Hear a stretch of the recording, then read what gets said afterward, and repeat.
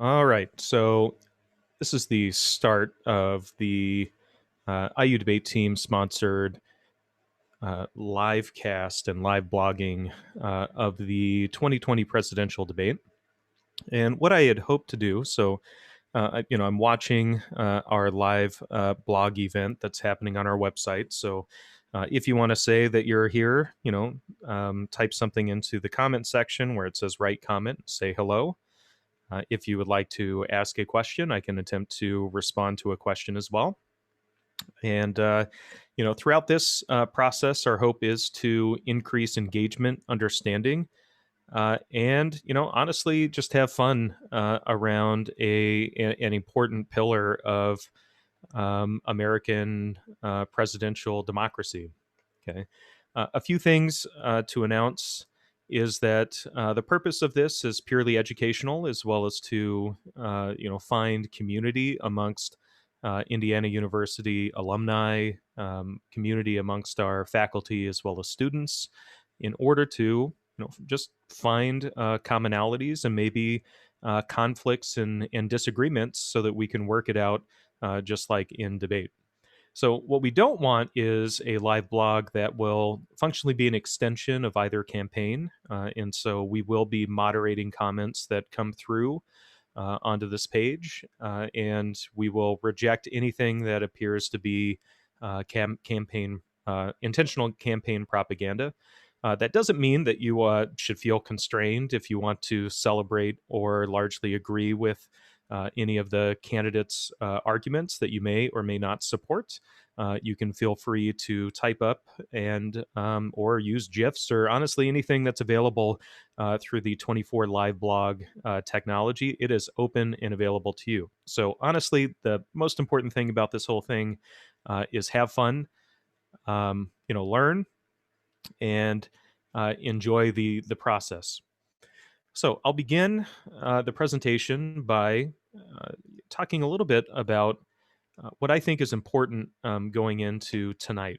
And one of those is just, I'm not a pundit. And so I don't want to waste your time and give you the horse race analysis of what's going on. If that's what you're looking for, you can likely find that on CNN, Fox News, MSNBC, or the hundreds of other locations that you can find pundit commentary, including Twitter and other social media. But my expertise lies in being the Indiana University debate coach. I've been in debate now for over 22 years now, and I spend my time with highly engaged undergraduate students, doing research with them in order to engage in arguments at tournament style competitions across the country. Clearly, COVID-19 has changed a lot of student activities, and debate is no different. And so we now spend a lot of our time online using Zoom and other technologies to be able to debate opponents across the country. Well, when you think of debate, and especially presidential debates, oftentimes they bring up a lot of angst, I think, and with many people, my peers, in terms of academics as well as undergraduate students, where they are frustrated that candidates tend to not to answer questions like they should. Are these really debates? The talking points that come out, are they largely just prepared advertisements by the campaigns? And so while I absolutely can connect to that perspective and those arguments, I do want to spend a little bit of time pushing back against some of those assumptions. And so, to an extent, I will be arguing against the idea that these debates have no merit and do not at least improve the democratic situation that we are in. In order to do that, I first want to compare uh, the audience type that we have in competitive academic debate versus the presidential debates that we see or will see later tonight. So when academic debaters come together, they will have a single topic where they will debate it for 2.5 hours. They research for months upon months, putting together talking points to argue either side of a resolution. And so when a debate happens, my students will show up and they will either be affirmative or negative on a topic, and then they will switch sides. And through that process, they are able to go very in depth on a topic. The stasis point or the point of debate is very clear, and they just argue against one another on both sides of that topic. The other interesting thing is that they will debate that topic for an entire year. And so not only do they have tournaments at the beginning of the year where they may stumble on some of the language and talking points, the rhetorical flourishes may not be as strong. Over the course of an entire semester, they go deeper into the literature, they find new ways to present their arguments, plus they have to switch sides on that resolution. And so academic debate is largely distinct in that it promotes high quality educational ends through both research and the performance of debate itself. Presidential debates are not that, clearly.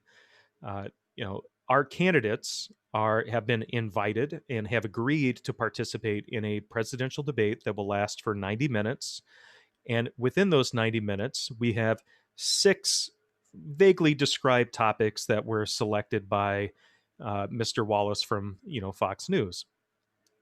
And if you just do the math, 90 minutes divided by six for these topics that are of great significance, whether it's, quote, the Supreme Court, COVID 19, or the economy, it's very hard for either candidate to get really deep into the trenches and the details of the policy matters. And so, if you come to this political debate, this presidential debate, and you are a policy wonk, you spend a lot of your time investigating and reading think tank materials, peer reviewed research in your classes, or anything else, you may walk away disappointed from these debates as not being either academic or in depth and clear on the policy side of things. They're not here really to clarify a whole lot in terms of these topics. Well, does that mean that we throw the baby out with the bathwater then? Are these then just a distraction? Are they a spectacle that has no merit? And I'll push against that for a few reasons. Okay, one is you have to recognize that with 34 days until the election on November 3rd, with Americans already getting out the vote and voting early, either through mail or showing up to ballot boxes. Indiana, you can vote by October 6th, starting at early voting locations across the state. That a lot of Americans tend to be quite busy. And whether it's raising kids in their lives, having various interests that are out there, whether it's watching television or working several jobs to be able to get by, they don't they can't invest the time and the attention to be able to keep up to date on every twist and turn that's happening within DC or local politics, and that's fairly reflective of a lot of polling data that comes out when people are asked whether or not they can name the now 8 justices that are on the Supreme Court, or who represents them in the House, or their senators, or who the governor is of their state. And so that lack of knowledge doesn't mean that Americans cannot be informed through several different pathways to be able to understand the candidates. And so you should view these debates as being a moment in which various types of audiences can engage in the political process. And I'll identify a few positives that these debates can promote. One thing that is clear is that there's a high correlation between people that watch debates and their enthusiasm and interest to vote. If you watch these debates, you in all likelihood are somebody that is interested in voting at the end of the day. Is this a conflation of cause and effect? Maybe it's a representation of the type of enthusiasm somebody gets when they watch their candidate that they think they want to back performing as a gladiator, debating against an opponent. And then when they see them, raise their hand in victory at the end of debate, they are then more motivated to either back that campaign, donate money, or actually show up at the polls. Okay. The other thing is that there's clear evidence that people actually learn from these debates. That one of the risks of the tribalism approach to understanding politics, where you either are for the red team or the blue team, is that the specifics behind policies, and specifically what candidates actually back, may not be that clear. You may, I mean, contradictions within policies are fine when you're backing a particular team. You're more willing to not just apologize, but back a candidate if they, quote, flip flop on an issue, or if they're viewed by one side as being hypocrites. You are, able to back that blue or red color. Well, the debates themselves at least provide a forced response within an environment that doesn't have the types of frames that you see with advertisements that are perfectly manicured or not. So, one of the potential benefits of a debate is that it can actually increase some of the clarity on what sides each candidate is currently falling on any of the given controversies or issues that will be discussed. Okay, and so while debates do not go into the strictly defined, in-depth analysis of policy that members of our academic institutions, for example, several of my colleagues in the School of Public and Environmental Affairs are, experts in healthcare policy. They're experts in education policy. You name it. Well, they spend a lot of their time doing in-depth analysis of those papers, and being an expert in a topic tends to bore people to tears if they're not involved in that particular community, and so it's hard to convey that material. So the less informed voters that are regular average Americans that are very busy and not politicos, when they watch these debates, it provides them with an opportunity to understand where maybe some of the clear lines are being drawn on the policy matter, generally speaking. So it can improve understanding and potential saliency of some of these messages. Okay. One thing that's clear, and I mentioned this already, is that the framing effect of advertisements, the 30 seconds, the 1 minute ads that are proliferating across all of the media that we interact with our candidates, whether it's social media or television or anything else.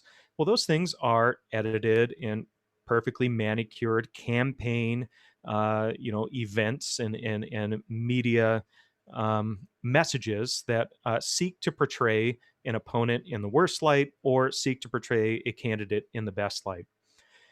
Well, candidates cannot be created from nothing. And so when you place them into a 90-minute debate, while they practice and they practice their talking points, they have their stump speeches as they go across the country and they attempt to persuade Americans to vote for them. 90 minutes of unedited uh, you know, dialogue and debate can be very stressful. You can be placed on the spot where somebody calls, your position wrong, or maybe disagrees with a clear point, or does anything to you. They can be very strenuous. And so, a part of debates, it provides an opportunity for a large audience across the United States. Upwards of 80 million, I think, watched the first presidential debate between Hillary Clinton and Trump last year. That's a large audience who has an opportunity to watch an unedited, non 30-second or 60-second advertisement and watch these participants perform. That absolutely matters. And so, for those of you that may be frustrated with the notion of presidential debates, I would say this: that we have to recognize that democracy is the least bad option when it comes to government. These democratic institutions aren't perfect, and they require norms and agreed upon customs where candidates are willing to accept that they have to represent the population that then votes for them. And so the notion of democracy, of being of the people, selecting representatives in order to cast policy in the name or values of the people, at the very minimum, the idea that these candidates are willing in a very heated election to come and share a singular platform rather than just spend additional money or funds on advertisements or another rally for Trump, or another event for Biden, somewhere, that they are willing to show up to these debates, suggest a few things that are the audiences across the United States have created an expectation that these debates will occur. That, in and of itself, is a representation of at least power that the American public wields when it comes to, you know, as voters and choosing and picking those people that will, represent them. If we did away with these debates, would we be worse off as a country? So while we can disagree with the formats, we can provide suggestions maybe in ways of improving the content and material within the debates themselves. Would it be worse for us in the end to not have these debates at all? And I would contend that that is, the case. Okay. Now, the other thing is that why is it that we have these media spectacles themselves, and why is it that 30-second advertisements, 60-second advertisements have become the norm? And when we reflect on the history of debates in politics, so the Lincoln Douglas debates are a fairly well known event. And being from Indiana, Indiana takes pride in that Lincoln at least spent some of his childhood in Indiana, and his father absolutely spent a lot of his time in the state. That in Illinois, where the Lincoln Douglas debates occurred, they brought fairly large crowds, and they lasted upwards of 2 to 3 hours long. That's quite a long time. Well, anybody that is currently listening to this podcast right now and about to watch the presidential debate, I want you to ask yourself, when was the last time that you showed up and listened to a 2 to 3 hour debate between two contestants?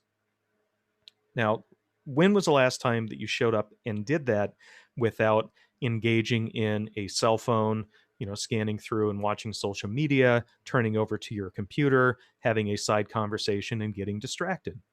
Well, American audiences during the Lincoln Douglas debates didn't have as many distractions as we do today. Debates were a social gathering and an event, a grand moment when the debates would show up within your county, that everybody would show up and enjoy that process. And you didn't have anywhere else to go. You'd have to hop back onto the horse and buggy to get home, which could take 30 minutes to an hour. You may as well just stick it out and listen to the entirety of the debate. That's not saying that the audiences were any better than the American audiences when we approach these presidential debates. Most data shows that when you watch these debates, you likely already know who you're going to vote for. That really you're watching it to either root for your candidate, to have that candidate represent what you believe they represent in terms of who you back. But there still is a swing vote or persons out there that may be willing to either not vote or potentially vote for the other candidate. While that's absolutely small, they may, you know, yeah, they may still switch their votes. Okay. Well, it's not like people that would show up to the Lincoln Douglas debate were blank slates. Okay. Some people clearly would be on the side of Lincoln when it came to the issue of whether or not Nebraska, can choose to have slaves or not. And they would have interest. And so there would be potentially cheering or booing that would occur. But then there would also be some that would be in the middle that would also learn either to articulate or increase their commitment to their argument, potentially be persuaded to the other side, or back the other side of the argument. And so the debate processes themselves, at the very least, in reference to the decorum argument, is a recognition that rather than go to arms and use coercion, that through the process of persuasion and argument, we can find a means of learning and engaging as a society as a whole. And so, while present day debates tend to be relatively short, covering many topics within 90 minutes, we have to recognize that audiences, the technology that we have changed, and politicians have to spend time competing with alternative forms of entertainment in order to gain attention on what are significant policies that affect us all. The COVID crisis that we're currently in, it affects us, how it impacts our economy, whether or not Congress should extend additional benefits through another care package. All of that are very important and significant issues. And the spectacle of debate that interesting factor of two competing people that clearly are in opposition and don't get along when it comes to the ads that you watch. You know, one side calling one representative a potential threat to democracy, the other side claiming it's the destruction of America as we know it. I mean, there are clear stakes, at least within the rhetoric of either side of this debate. That spectacle, though, also drives the interest of Americans to learn more and watch what is going on, and it can provide some opportunities and benefits. Now, I'll conclude with this. I don't want to just be, a major advocate and say, oh, these debates are excellent or anything else, because they can also promote bad behaviors by candidates as well. And a part of that is the way media tends to operate um, in post debate analysis, and whether or not we're going to choose who won or lost this debate in our minds based on what other people have said about it. Okay. And so those bad behaviors, breaking norms and traditions and decorum, isn't always a bad thing. But if it becomes a habit that candidates use in order to gain additional media attention, they do something controversial so that they're then talked about for the next few days of the media cycle until the next debate, that in and of itself can then elevate that candidate in the eyes of certain supporters. Okay. And so finding ways of holding candidates accountable, either through debate watches like this, through constructive disagreement in conversations like the live blog or in person, can be, very helpful in the end. Now, the last thing that I would say is, one of the things that absolutely matters is who wins and loses a debate is largely predicated on who goes out and votes. And so, regardless of what background or what interest you have, please make sure that you are registered to vote within the jurisdiction that you plan to vote in. We have posted a link on the live blog for you to make sure that you're registered to vote. Even if you think that you have been registered, if you haven't verified that, please do it. The biggest voting block that we have in America right now are those people that choose not to vote. And so, if you vote, your voice absolutely matters. We've had close elections in the past.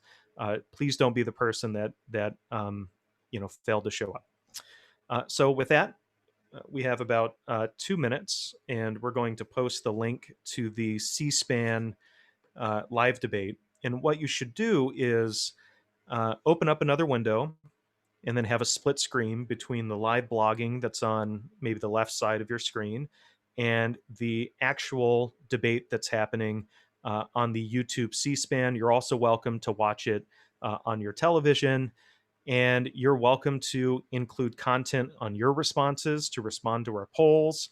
If you find something interesting from a major person that you like and you follow an academic or anything else on Twitter and you'd like to share that, you can feel free to share that as well.